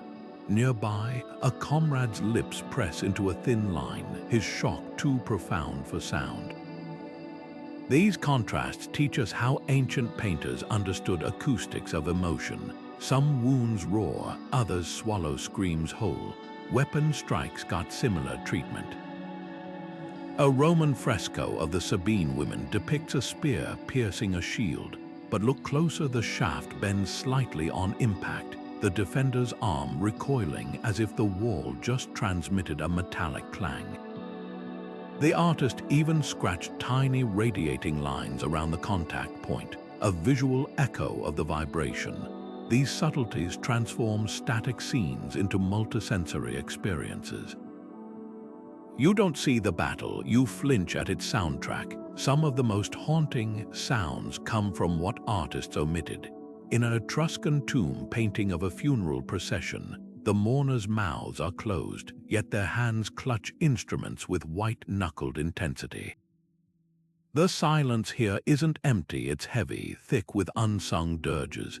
Similarly, Egyptian temple frescoes often show victorious armies marching in perfect lockstep, their mouths shut tight. This wasn't artistic oversight, it was a deliberate choice to let the crushing weight of their footsteps resonate in viewers' minds. The louder the imagined stomp, the more terrifying the discipline. Modern experiments prove how powerfully these visual cues work. When researchers at the University of Milan showed participants fresco details with implied sound, a clashing cymbal, a roaring general, their brains generated auditory cortex activity as if they'd actually heard noise. Even more fascinating, the same images triggered stronger emotional responses than explicit battle scenes with visible bloodshed. There's something about conjuring sound ourselves that makes trauma feel closer, more intimate. Ancient artists intuited this, weaponizing silence to make centuries-old battles echo in our skulls. The greatest testament to their skill lies in the moments they chose not to depict. No artist painted the eerie hush after combat, yet we sense it in the way a Macedonian fresco's surviving soldier slumps against his spear, his exhaustion louder than any war cry. No brushstroke captures the ringing in a warrior's ears after an explosion, but we glimpse it in the dazed tilt of a helmeted head in a Pompeian fragment. These painters understood that true silence isn't the absence of noise, it's the presence of its ghost, lingering in the hollows of a gasping mouth or the tremble of a bloodied hand. When we stand before these works today, we don't just see history, we hear it whispering. The legacy of these battle frescoes pulses through time, resurfacing in unexpected places. Assyrian artists spray, painting a bombed-out building with the same anguished faces found in Pompeii. A Ukrainian muralist echoing Etruscan tomb gestures as mothers clasp their children under fire. What ancient artists understood and what modern creators relearn through trial and error is that war art walks a razor's edge between memorial and cautionary tale. Those vibrant pigments on palace walls weren't just celebrating conquest, they were holding up a mirror to its costs, forcing viewers to reconcile triumph with trauma in a single gaze. Consider the Assyrian reliefs of Nineveh alongside contemporary conflict photography. Both freeze-frame violence with unflinching precision, yet the ancient carvings embed subtle counterpoints, a fallen enemy's hand gently touching his homeland's soil, a grieving woman's silhouette dwarfed by the king's towering glory. Modern photojournalism often follows this same duality. The iconic image of a Marine's funeral shows the flag-draped coffin center frame, but the power lies in the blurred background where a fellow soldier bites his lip raw with suppressed sobs. This interplay of spectacle and intimacy isn't accidental. It's how cultures process the unbearable weight of collective violence, the warnings hid in plain sight. When Roman fresco painters depicted Alexander's victories, they often included a recurring figure, an old veteran watching from the margins, his hollow eyes and missing limb undercutting the youthful general's bravado. Renaissance artists later revived this device. Velázquez's The Surrender of Breda shows a Dutch commander's dignified defeat, but the foreground's discarded pikes form a crucifix foreshadowing cycles of vengeance. Ancient creators knew that even as rulers commissioned art to legitimize wars, the best artists smuggled in uncomfortable truths through symbolic details only future generations might fully decipher. Today's street art carries this torch with startling clarity. The Shadow Murals project in Lebanon paints the silhouettes of 1975 Civil War victims onto modern buildings, their transparent forms only visible from specific angles, much like the hidden layers recently discovered beneath Roman battle frescoes using infrared scans. Both techniques force viewers to physically shift perspective to see the full story, embodying how war's legacy demands active engagement rather than passive consumption. A graffiti collective in Sarajevo takes this further, recreating medieval Bosnian fresco techniques to depict 1990s siege victims, literally weaving ancient and modern pain into the same visual language. What sets ancient war art apart is its refusal to simplify. The Minoan naval frescoes don't vilify the sea peoples, they capture the sea's indifference as it swallows both sides. Pompeii's gladiator scenes show victors with vacant stares, their exhaustion outweighing any triumph. This nuanced approach feels startlingly contemporary. Compare it to Catherine Bigelow's The Hurt Locker, where explosive tension coexists with shots of soldiers' mundane downtime. The greatest war art, whether on palace walls or cinema screens, resists easy moralizing, instead holding space for adrenaline and exhaustion, courage and futility to exist simultaneously. Perhaps the most profound continuity lies in who gets remembered. Just as Etruscan tombs highlighted fallen soldiers' personal belongings, a childhood toy, a half-carved love token, the Vietnam Veterans Memorial traces individual names rather than abstract heroism. Both approaches ground monumental loss in intimate specificity. A newly discovered fresco fragment from Herculaneum takes this further. It shows a soldier's funeral where the mourners aren't fellow warriors, but the baker, the potter, and the school teacher whose lives he once protected. This radical focus on community impact over military glory feels centuries ahead of its time, anticipating modern efforts like the Portraits of Courage Veterans Project, where service is framed through its ripple effects beyond the battlefield. The ultimate lesson from these ancient artists isn't about technique, it's about responsibility. They understood that representing war isn't just recording events, but shaping how future generations will feel about them. When Assyrian sculptors depicted their king's enemies not as faceless hordes but as individuals mid-scream, they weren't just inspiring fear, they were issuing a silent challenge: look closely. This is what victory costs. Today's war photographers, muralists, and filmmakers face the same ethical tightrope: how to honor sacrifice without glorifying violence, how to condemn brutality without numbing viewers to its human toll. The pigments have changed from ground lapis lazuli to digital pixels, but the central dilemma remains. Art can either anesthetize or awaken, and the finest works do both at once, leaving us unsettled, uncertain, and ultimately more human for the reckoning. Rediscovering these lost frescoes feels like intercepting whispers from the past, each brushstroke a coded message waiting centuries to be heard. In northern Greece last year, archaeologists carefully lifted dirt from a Macedonian tomb to reveal a scene that shattered expectations. A wounded enemy soldier, his helmet discarded, accepting a water skin from the very man who moments before had been trying to kill him. The artist captured the exact instant hesitation flickers across the victor's face, his fingers tense around the container as if debating whether mercy undermines his duty. This tiny fragment, no larger than a dinner plate, forces us to reconsider everything we thought we knew about ancient warfare's rigid rules of engagement. The real revelation lies in what surrounds this quiet moment, Laser scans show the soldier offering water was originally painted mid-charge, his spear aimed at the now wounded foe's throat.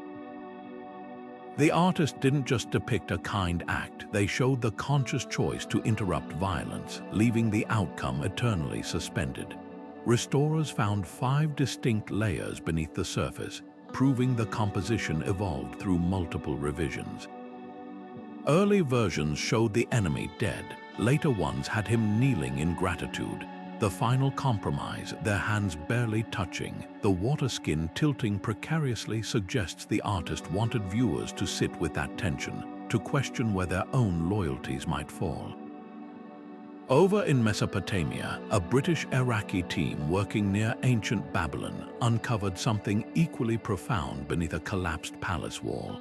A sprawling naval battle scene, preserved by the very rubble that buried it, shows sailors from rival fleets clinging to the same piece of wreckage. What's extraordinary isn't the chaos of the combat, it's the diversity of the faces. The artists painted distinct ethnic features with ethnographic precision. One man's coiled curls contrast sharply with another's straight, oiled hair. Skin tones range from sun bronze to deep umber. This wasn't generic, us versus them propaganda. It was a startling acknowledgement of war's messy reality, where enemies share the same drowning fears. Technology peels back even more secrets. Multispectral imaging on a newly discovered Etruscan fresco revealed ghostly sketches beneath the paint, the artist's first draft, showing the central combatants as boys playing with wooden swords. This poignant underlayer suggests the finished scene of grown men killing each other was meant to be seen as tragic irony, not triumph. Similarly, pigment analysis on a Roman gladiator fresco from Herculaneum detected traces of rose madder in the sand, not blood, as previously assumed, but scattered flower petals from some long-forgotten pre-fight ritual. These details rewrite narratives we thought were set in stone, proving that what survives is often just the surface of much deeper stories. Perhaps most moving are the accidental preservations. In Crete, a landslide sealed off a Minoan outpost's armory, protecting a fresco fragment showing young warriors sharpening spears. The scene is mundane, no glorious charges or fallen heroes, just the anxious stillness before battle.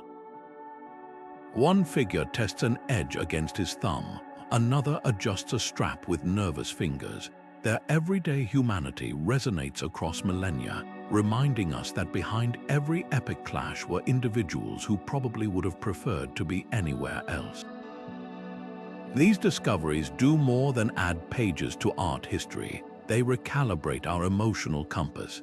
That shattered Greek fragment of clasped hands, it traveled to 17 countries before scholars noticed the tiny scar on the water-giver's wrist, matching a description in Herodotus of a medic who deserted after saving an enemy's life.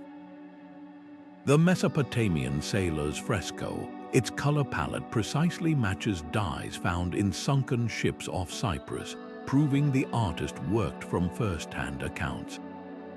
Each revelation chips away at the myth of ancient warfare as some noble pursuit, replacing it with something far more relatable.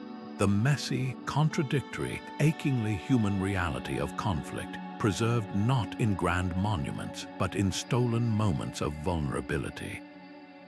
What emerges isn't just new imagery, but a new language for understanding war's complexities. The Etruscan boys-turned-warriors sketch suggests veterans may have commissioned these works as cautionary tales, not celebrations. The shared wreckage scene implies ancient artists understood trauma bonds well before modern psychology named them. Even the pigments tell stories analyzes show increasing use of dull earth tones in later Roman periods, as if the very colors grew weary of glorifying bloodshed. These frescoes were never just decorations, they were debates, questions pressed into wet plaster that still demand answers today. The next time someone claims war is simple, point them to a Macedonian soldier's trembling hands, forever suspended between duty and compassion, his dilemma as fresh as tomorrow's headlines. The crack running through a warrior's face in a Pompeian fresco isn't just damage, it's a historical fingerprint, marking the moment Vesuvius's tremors shook the wet plaster before the ash even fell. This raises one of archaeology's most contentious questions.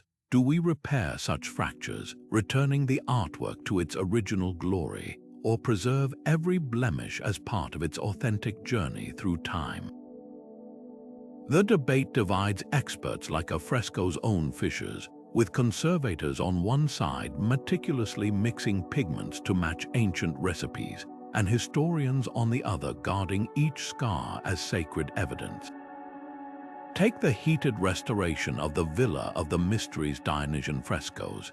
In the 1950s, restorers filled missing sections with neutral tones, creating a ghostly outline where a satyr's legs once danced.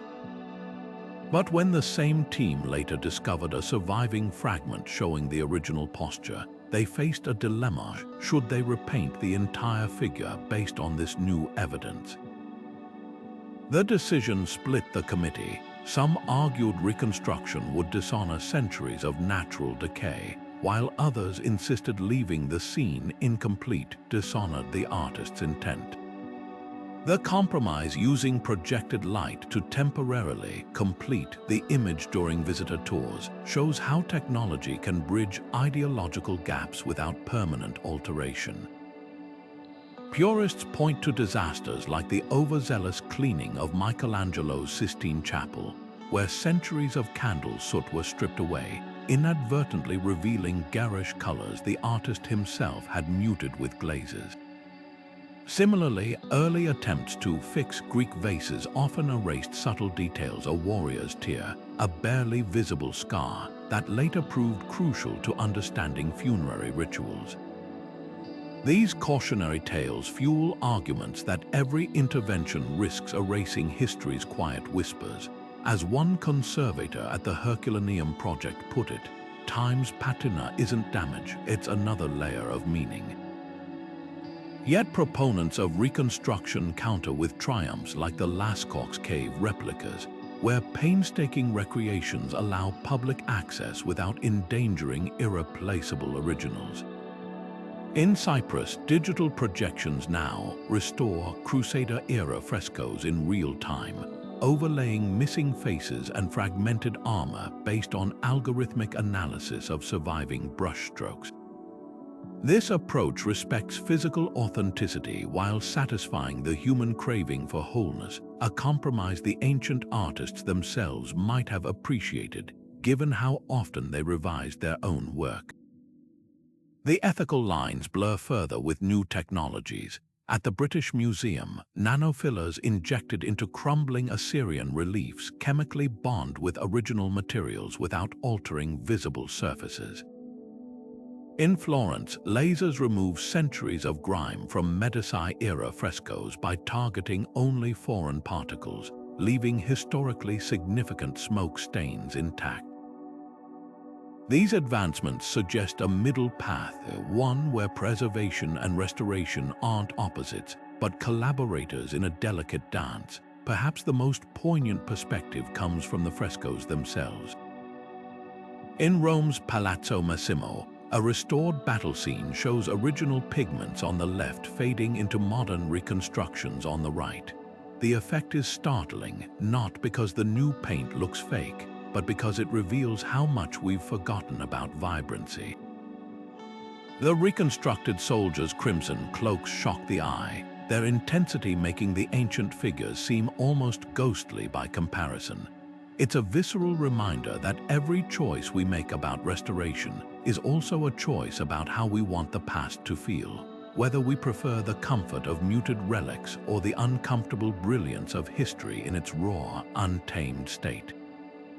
The debate ultimately mirrors the themes within the frescoes themselves.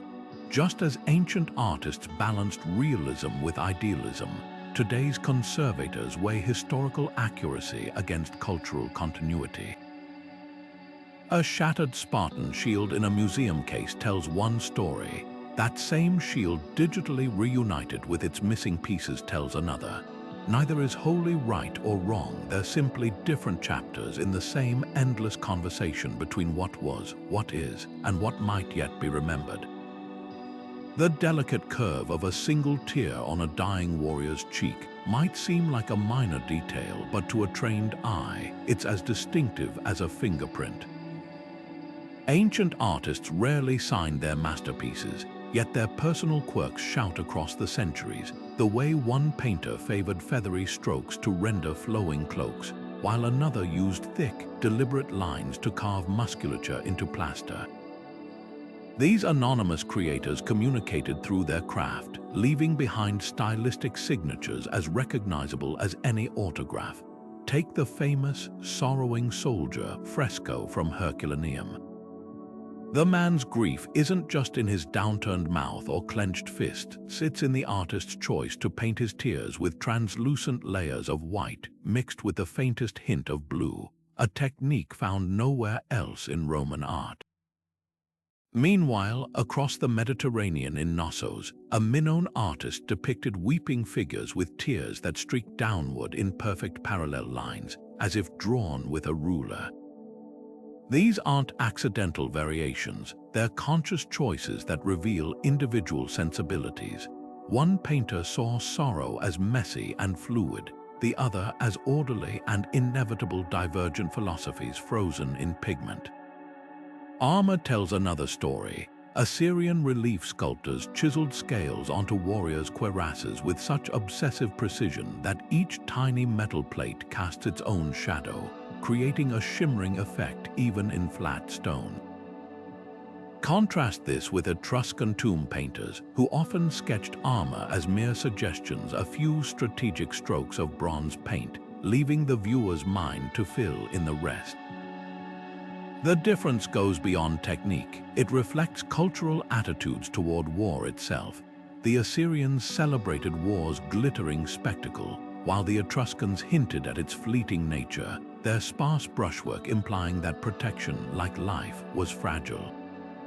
Modern technology lets us trace these hands through time. High-resolution spectral imaging has detected unique tool marks, a particular type of brush bristle used consistently in one Theban workshop, or the way a Pompeian artist always sketched fingers with 3 quick charcoal lines before filling them in. Some frescoes even preserve the pressure of their touch. In a Macedonian tomb, restorers found a horse's mane where the artist had pressed so hard the bristles left grooves in the wet plaster. These physical traces feel startlingly intimate, as if we've caught the creator mid-gesture, their movements preserved like footprints in damp earth. What's most moving is how these styles traveled. The same delicate way of painting eyelashes short, overlapping strokes resembling feathers, appears in Egyptian murals and later in Greek vase paintings, suggesting apprentices carried their teachers' methods across borders. A recently discovered Roman fresco in Gaul copies the exact shading technique used in Alexandria, proving ideas flowed along trade routes just like spices or silk.